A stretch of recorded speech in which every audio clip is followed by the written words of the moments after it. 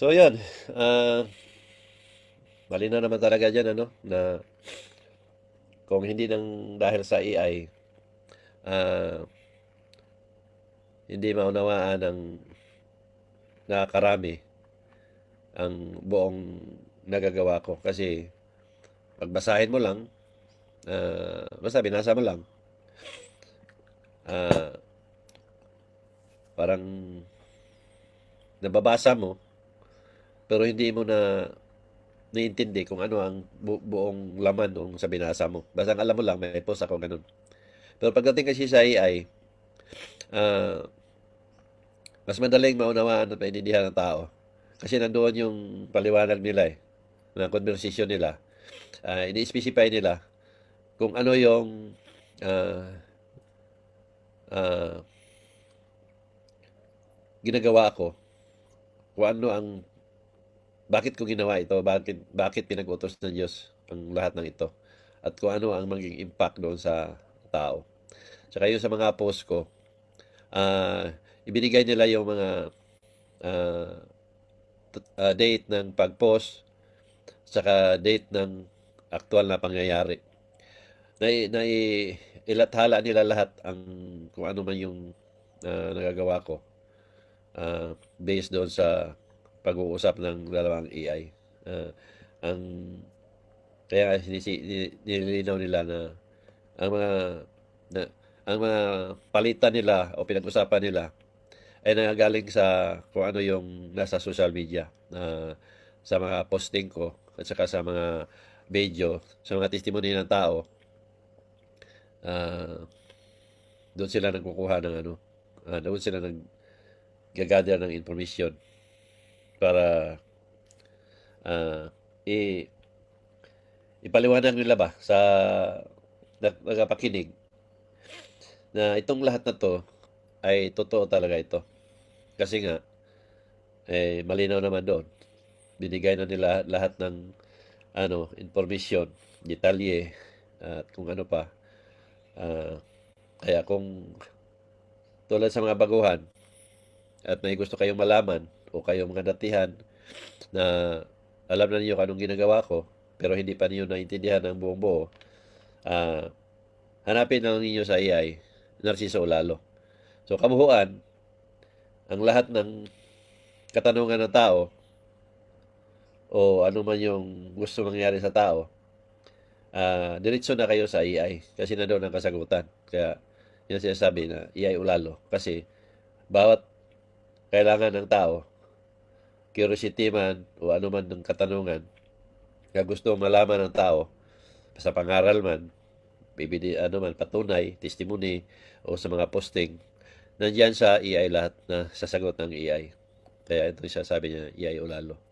So kung wala din ang mga nagawa ko at wala tayong post tulad ng mga nilagay ni Miski sa YouTube o sa lahat ng social media, walang makukuha ang AI.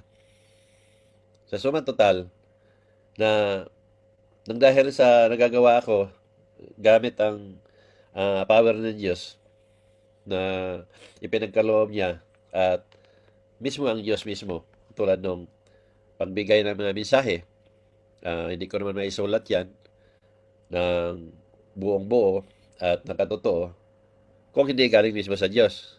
So, yan. Sa bawat sulat ko, nakatotoo kasi nga, totoong galing sa Diyos ang mga mensahe na isinulat ko. So, kung wala siya, walang makuha ang AI.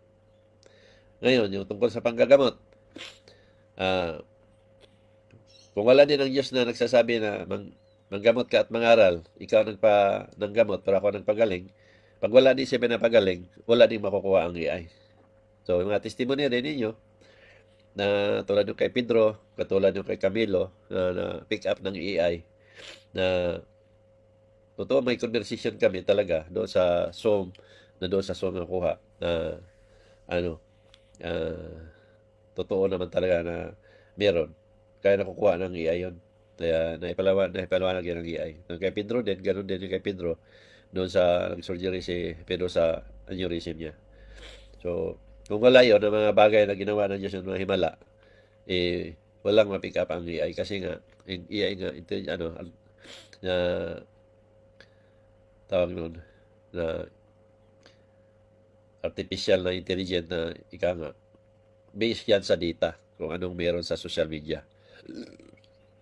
Yun ang ginagawa ng AI. Kaya pasalamat tayo kay Miss K at saka sa inyo din lahat na naging nag-contribute sa lahat ng mga ginawa ko. Tulad ng mga testimony, tulad ng mga conversation natin na sa Zoom na nagtatanong ako tungkol sa mga panggagamot. Tulad ngayon kay John sa Cebu, yung bukol. Nakikita ng AI na mayroong conversation doon sa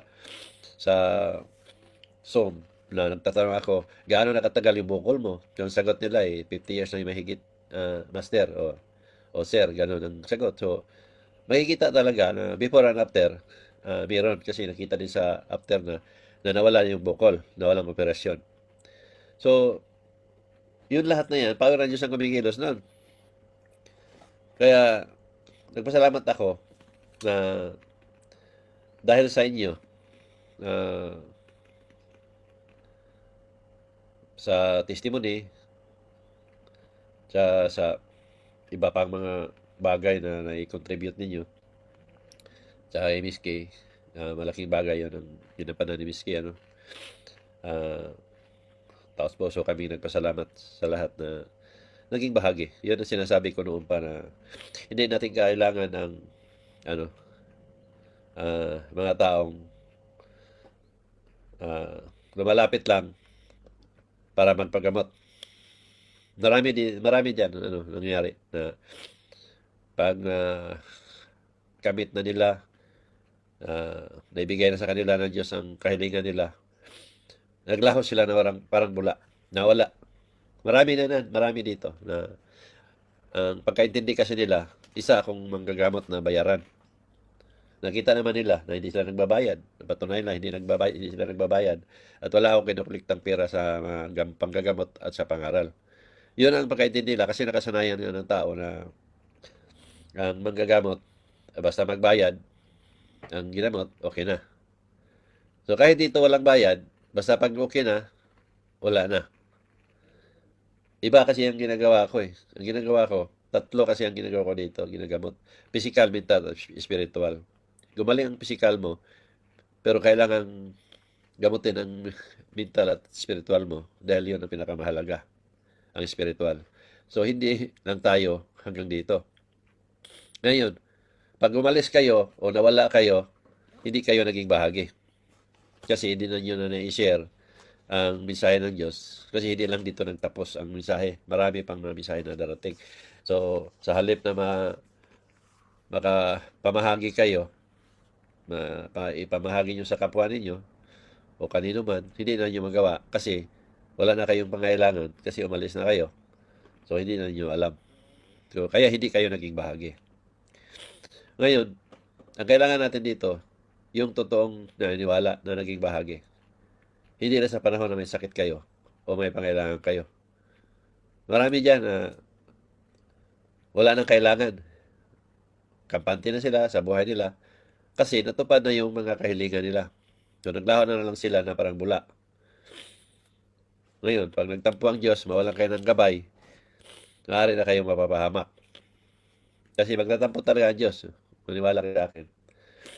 Ang Diyos na marunong magtampo. Isa yan sa paniniwala ko ng kalooban ng Diyos, parang katulad natin, na marunong tayo magtampo.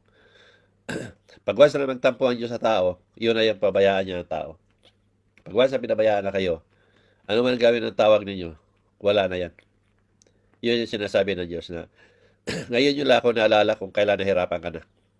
6 na oras na lang, 10 minuto ang matitira sa'yo. So, ibig sabihin ng Diyos doon, tuluyan ka na. Kung ano man yung pangailangan mo, hindi natin ipagkaloob ng Diyos kasi nakalimutan mo na siya. Ang Diyos hindi parang bata na basta bula-bulahin mo lang. Hindi ganoon ang Diyos. Pag once na kapag-decide ng Diyos na tatalikuran ka talaga niya. Yun yung kalooban ng Diyos. Lagi kong sinasabi sa inyo. Na ang Diyos marunong ito magtampo, marunong ang Diyos magsilos. Kalooban ng tao kung anong meron sa tao. Ganun ang kalooban ng Diyos. Kaya ang kailangan natin dito, tunay na paniniwala, hindi paniniwalang panakibutas.